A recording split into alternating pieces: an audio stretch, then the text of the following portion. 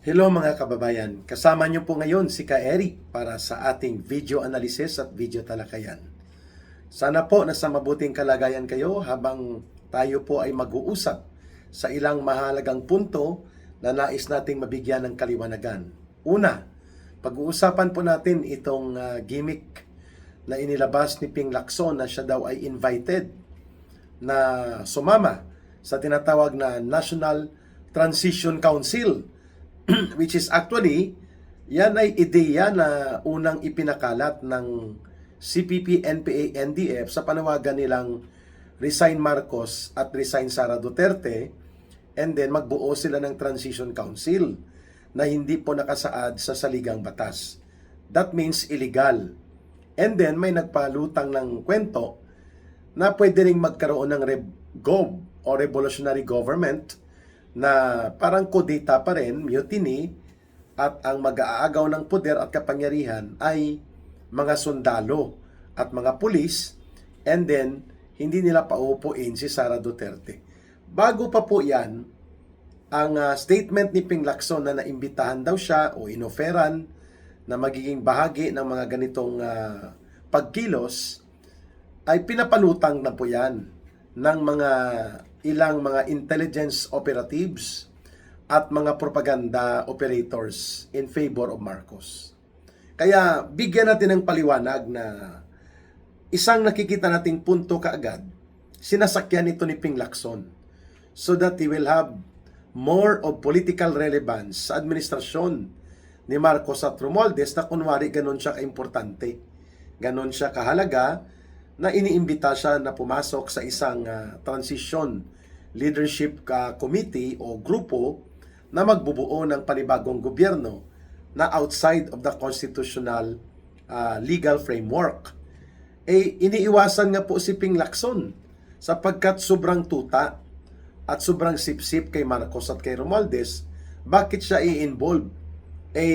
Tumiklop naman siya nang pumasok sa pagkasenador ngayong termino niya, yung binabanggit niya na pangangalanan niya at ibubulgar niya ang mga 67 members ng Kongreso na nangungulimbat at nagnanakaw sa kaban ng bayan at ginagamit ang mga proyekto para dambungin at durubuin, wala pang isang linggo na umupo siya bilang senador, binawi niya. Tumiklop at sabi niya, wala naman daw siya talagang mga listahan ng pangalan, kundi binanggit lang sa kanya ang numero ayon sa kanyang source. Wow. Di ibig sabihin po, gimmick lang yon para mapag-usapan sa media. At ito rin po ang pagtingin natin na gusto niya lang maging relevant, mapansin at mabigyan ng halaga at patuloy na makinabang dito sa gobyerno ni Marcos at Romualdez. Kaya pinapalutang ni Ping Lacson na siya ay naimbitahan kunwari sa Transition Council.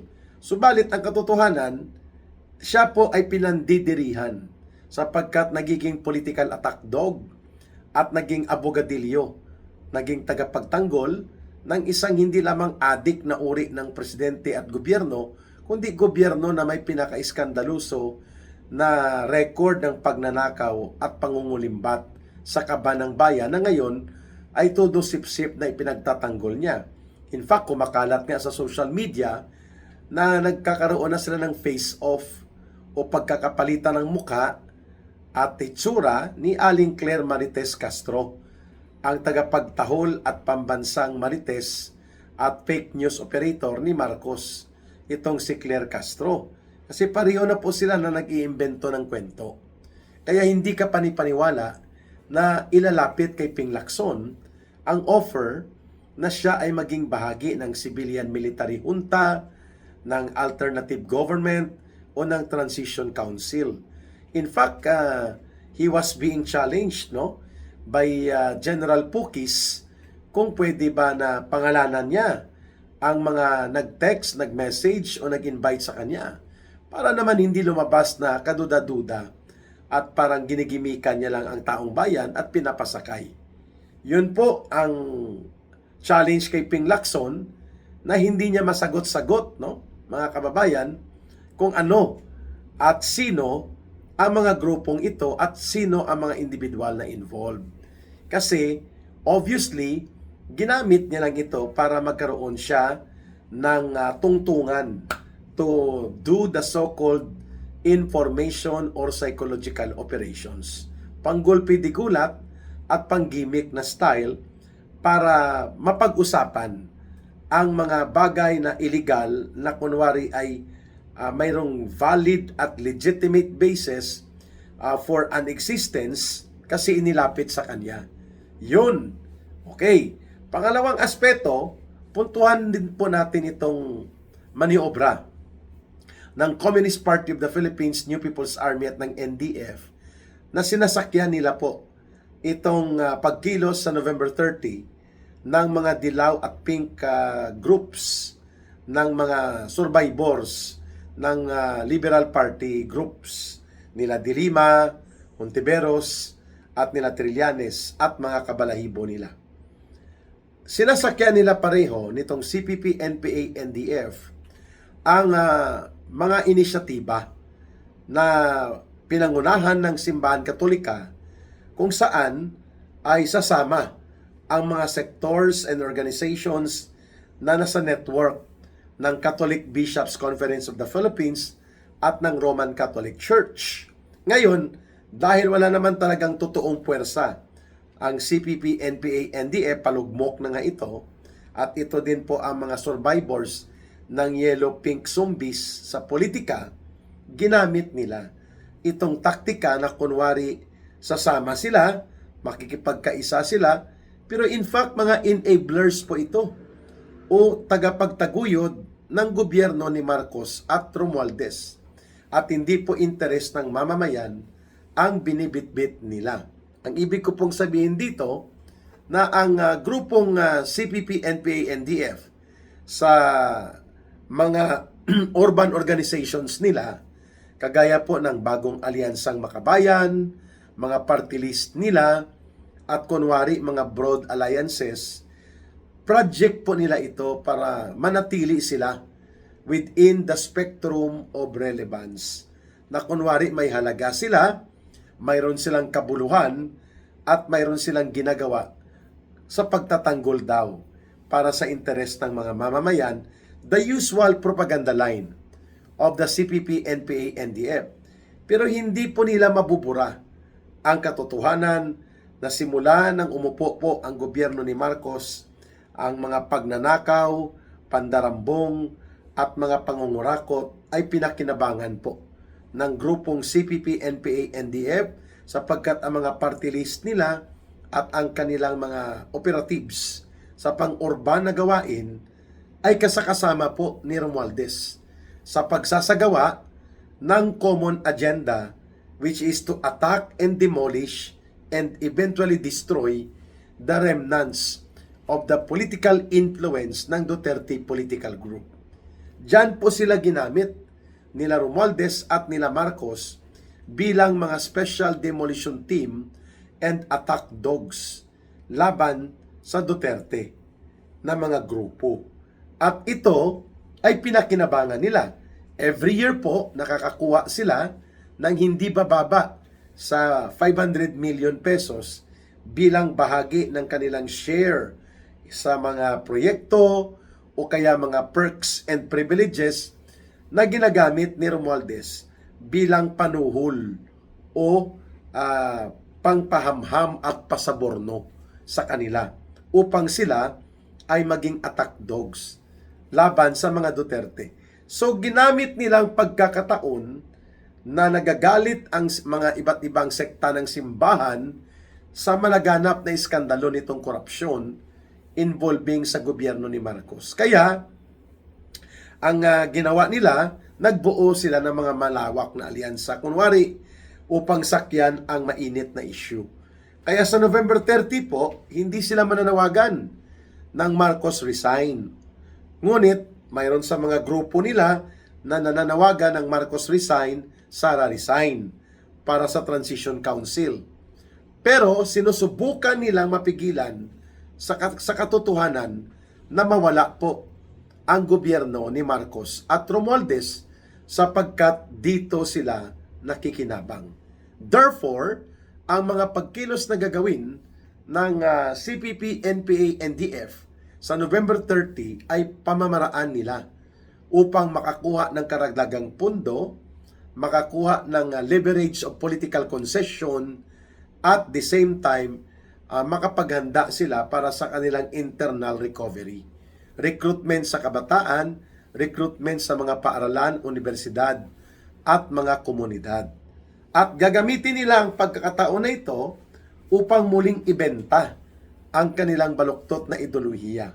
So parang ginamit nila na vehicle o sasakyan ang mga pagkilos na ginagawa ng simbahan katolika nang sa ganun makapagdikit sila, makapagbuo sila ng sarili nilang initiative and organizations sa mga schools, universities, and colleges, kung saan dyan po nanggagaling ang kanilang mga cadre recruitment para sa kanilang armado na grupo na NPA sa kanayunan. Ito rin po ang purpose ng mga hilaw na komunista, dilaw at pink na mga operatiba na kontrolado nila Dilima, Trillanes at Ontiveros, na makakuha sila ng karagdagang pabor mula sa gobyerno ni Marcos at Romualdez upang hindi na makabalik pa ang mga Duterte. Inaatake nila at sinusulsulan nila ang simbahan katolika na saraduhan ang anumang linya ng pakikipag-negotiate o pakikipagdialogo at pagtanggap kay Vice President Sara Duterte, sapagkat matter of time, pwede pong mapatalsik o mapalaya si Marcos Jr. sa pagka-presidente. Takot na takot po pareho ang CPP, NPA, NDF at pati itong mga hilaw na komunista at dilaw at pink na mga survivors, sapagkat nakikita nila ang isang strong government leadership sakaling pumalit po si Vice President Sara Duterte sa pagiging Pangulo, sakaling mag-resign o matanggal sa pagkapangulo si Marcos Jr. So it is born out of convenience and benefits na nakukuha nila mula sa kay Marcos at Romualdez. Pinoprolong nila, pinapahaba ng CPP, NPA, NDF at ng mga hilaw at dilawan ng mga komunistang magkakaalyado na hindi pa muna bumagsak ang gobyernong Marcos Romualdez habang nagre-recruit sila at nagbubuo ng sariling organisasyon at nakakakuha pa ng mga pundo at proyekto. Yan ang tinatawag na oportunista na uri ng pakikipag-ugnayan ng CPP, NPA, NDF at mga dilawan at mga pinklawan groups dito sa kay Marcos at kay Romualdez. Kaya po ang pagkilos sa November 30 is an act of misdeception or misleading, misdirection, and giving the deception na kunwari pareho lang na corrupt si Marcos at si Sara Duterte, kaya mas mainam ko ni-explore ang possibility ng tinatawag na Transition Council. Kaya nila pinapanawagan ngayon na ito ay parang clamor, kunwari, ng iba't ibang sektor. Pero actually, ito na ang binabanggit ni Ping Lacson, na outside of the Constitution, may mga grupong gumagalaw, kagaya po nitong CPP, NPA, NDF, na ang layunin po ay lituhin at guluhin ang sitwasyon nang sa ganon ay humina o hindi ma-develop ang malakas at malawak na pagkakaisa ng iba't ibang sektor para ipanawagan at itambol ang pagre-resign ni Marcos Jr. Technically and by essence, nagiging special operatives tuloy itong sila Ping Lacson, itong CPP, NPA, NDF, at pati po itong mga dilaw at pink zombies ni Hontiveros at nila Dilima upang mapahina ang pagdevelop at paglawak ng lakas ng mga mamamayan at iba't ibang sektor upang manindigan sa decisive call that Marcos must resign. Kaya mayroon pong pagkilos na gagawin sa November 28 and 29, inaayos pa ang lugar kung saan magtitipon. Pero naniniwala din po tayo, mga kababayan, that it will only be a matter of time before itong simbahan katolika ay pumalag at bumitaw na dito sa oportunistang alyansa na nakasanayan nila sa mga dilaw at mga pink zombies at pati na sa mga komunistang kunwari ay nagbalik loob, pero nandyan pa rin ang kanilang hangarin na ang kanilang puwersa sa armado at pagre-recruit sa kabataan upang lumakas ang armadong puwersa nila sa NPA ay magagamit nila itong krisis pang politika na kinakaharap ngayon ng gobyernong Marcos at Romualdez. Don't forget na taon-taon po binibigyan sila ni Romualdez at nila Marcos ng reward basta umaatake at pinapahina nila ang influence ng mga Duterte sa lipunan. Kaya naman tuwang-tuwa po itong mga komunista, itong mga hilaw na komunista, teroristang komunista, at pati po ang mga dilaw at pink zombies kapag nagkakaroon ng banggaang politika ang Marcos at Romualdez laban po sa mga organisasyong nagtatanggol ng integridad ng gobyerno, tuwang-tuwa po ang CPP, NPA, NDF na nagkakagulo ang mga mamamayan. Nag-aaway-away at nagkakaroon ng hidwaan sapagkat hindi sila mapupuruan, hindi sila mapapansin, and ang mas malala pa, nabibigyan sila ng pondo para mag-akto bilang mga mercenary o bayaran na tagapag-atake ni Marcos at Romualdez doon sa mga totoong nagkikriticize sa kabulukan ng gobyerno. Kaya, anuman ang sabihin nila sa darating na November 30, wala pa rin pong makakapagbura ng katotohanang sila ay naging bahagi, nakinabang at todo-todong nakipaggamitan kay Marcos at Romualdez for their agenda na mapahina ang buong lipunan at political system at nang sa ganon sumadsad ang gobyerno at ma-justify nila na pwede palang mag-experiment sa tinatawag po nilang Transition Council of Leaders. Mukhang ito ang binabanggit ni Ping Lacson na kanyang sinasabi na may nag-invite daw sa kanya. Sa totoo lang po, hindi po siya i-invite ng mga grupong gustong palayasin si Marcos kasi delikado pag si Ping Lacson i-invite mo, ilalaglag ka niya, ikakanta ka niya, ipapakulong ka niya. Kaya malabo po yung binabanggit niya na inoferan siya o na-invite siya. Unless may paliwanag niya, may mga pangalan, may mga pangyayari, may mga pagpupulong, yun nga ang sinasabi sa kanya. Nagkukwentong kotsero at barbero lamang si Ping Lacson. Kaya nakita na natin ang pagkilos dapat ng mamamayan sa malubha na krisis pang politikang ito at ang malawak at malaking iskandalo ng pandarambong sa kaban ng bayan, it should focus correctly on the role of the mastermind. And the mastermind is none other than Marcos and Romualdez.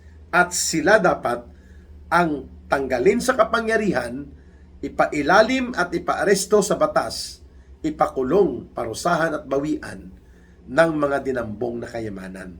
Itong magpinsang ito na nagsisilbing punong kriminal na tagapagtaguyod ng hindi lamang isang adik na uri ng pamamahala ni Marcos, kundi ng malawakang pandarambong at pagnanakaw sa kaban ng bayan na ngayon ay nilalabanan ng ating mga mamamayan.